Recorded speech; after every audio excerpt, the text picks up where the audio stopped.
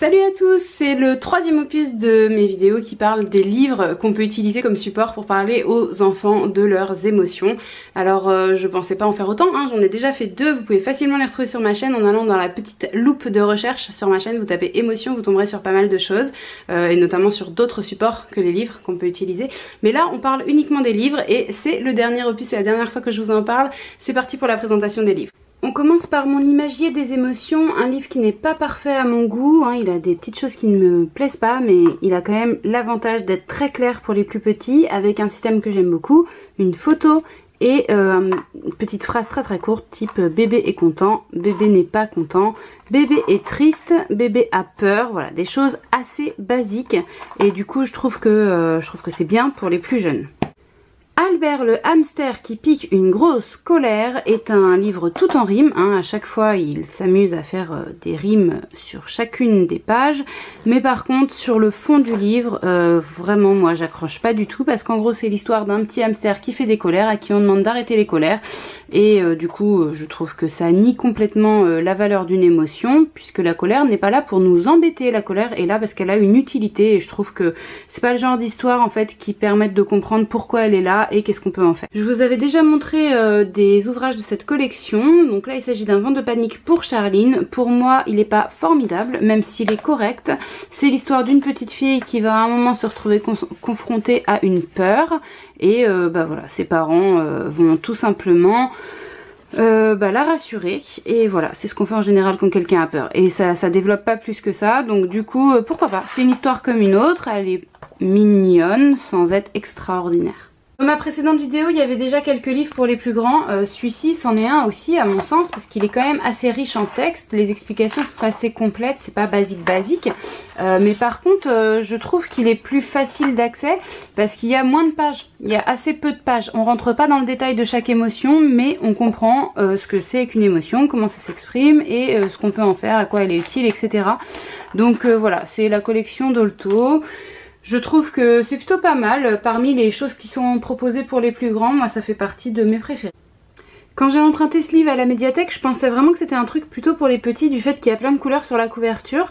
En fait non, et puis j'avais pas fait gaffe, mais en fait la préface est d'Alexandre Jolien, je sais pas si vous connaissez, ça m'a fait sourire quand je m'en suis rendu compte puisque c'est un gars dont j'avais déjà entendu parler. Bref, passons, c'est un livre qui est très consistant, donc assez indigeste pour les plus petits je pense, où il y a vraiment beaucoup de pages, beaucoup d'émotions qui sont abordées, donc ça c'est intéressant, c'est vrai, hein, il y a vraiment beaucoup de choses, donc tout ça en fait qui est abordé dans le livre, donc ça donne matière hein, pour les plus grands avec qui on veut vraiment développer. Par contre du coup pour les plus jeunes je pense que c'est assez indigeste et je pense que le texte est trop long. Donc à la limite si on l'a sous la main et qu'on veut quand même le lire, ce qui peut passer c'est de tout simplement simplifier en lisant pas la totalité du texte et en expliquant peut-être les choses avec nos mots à nous. Je trouve pas les illustrations parfaitement parlantes non plus. Mais bon voilà, c'est un livre qui a l'avantage d'être complet. Voilà, moi c'est ce que je lui trouve comme avantage à ce livre, c'est qu'il est très complet. Je suis peut-être à la limite du hors-sujet avec ce livre qui s'appelle Dune et sa famille, qui a été écrit par Elodie Crépel du conte Elle et Graine, mais je voulais quand même vous le présenter parce qu'en fait il parle pas spécifiquement d'une émotion ou des émotions, il parle de beaucoup de choses, mais parmi toutes ces choses il y a un petit peu voilà, de gestion des émotions et personnellement je trouve que ça peut aider en fait ce genre de lecture au sein d'une famille pour aborder des sujets qu'on n'aborderait pas sinon. Et en fait on les aborde alors que bah c'est un livre vraiment très adapté pour les petits quoi. Donc on aborde des sujets complexes mais avec des tout petits, avec un support très adapté. Donc moi c'est un support qui me plaît beaucoup et que je suis contente d'avoir dans mon placard. Et je termine cette vidéo par toute une collection Sam et Watson. Dans ma dernière vidéo je vous ai parlé de Sam et Watson, plus fort que la tristesse. Là il y a Sam et Watson, plus fort que l'ennui. Ont du courage, bonjour l'amour, voix avec le cœur, ont confiance, plus fort que la colère. Je vous détaille un peu. Là, dans Plus fort que l'ennui, on explique à l'enfant l'importance de rester à certains moments sans rien faire, de s'embêter, que c'est pas grave et même que c'est utile. Dans celui-ci, Ont du courage, c'est pour expliquer déjà ce que c'est que le courage et je trouve que c'est vraiment magnifiquement bien expliqué puisque c'est pas juste se lancer dans des choses sans avoir peur. Non, en fait c'est vraiment plus subtil que ça et je vous laisse découvrir le livre parce que j'ai pas envie de spoiler. Bonjour l'amour, ça explique ce qui se passe quand on est amoureux et pareil, je trouve que c'est magnifiquement bien fait parce que c'est dit avec des mots que l'enfant peut comprendre et qui permettent de pas tout mélanger. Pareil, je vous laisse découvrir les livres, je vais pas vous les lire bien sûr, mais en tout cas ils sont clairement mon gros coup de cœur voilà, de tous les bouquins qu'on peut trouver sur les émotions. Je trouve c'est magnifique. Sam et Watson, Voix avec le cœur, donc là ça permet de parler éventuellement de personnes handicapées ou de personnes qui seraient peut-être pas jolies ou de personnes qui auraient des atypismes physiques, etc. Mais en tout cas qu'il faudrait pas s'arrêter à la première chose qu'on voit chez les gens. Voilà, il est trop petit, voilà, il est trop grand, voilà, il s'habille mal, voilà, il a pas la même couleur de peau, bien sûr. Bon là, ça s'adapte pas spécialement au racisme, mais je pense que quand même c'est un peu l'idée. L'idée c'est comment est-ce qu'on regarde les gens? Est-ce qu'on essaye de les voir extérieurement ou est-ce qu'on essaye de les voir intérieurement? Pareil, je trouve que c'est magnifique. Sam et Watson ont confiance. Bah là c'est le petit garçon qui à un moment perd un petit peu confiance. C'est un livre spécial sur la confiance et pareil, je trouve qu'il est très très bien fait, même si voilà, ça recoupe peut-être un petit peu tout ce qu'on peut savoir de la confiance, mais au moins c'est adapté pour les enfants. Et Plus fort que la colère, c'est le seul qui m'a un tout petit peu déçue.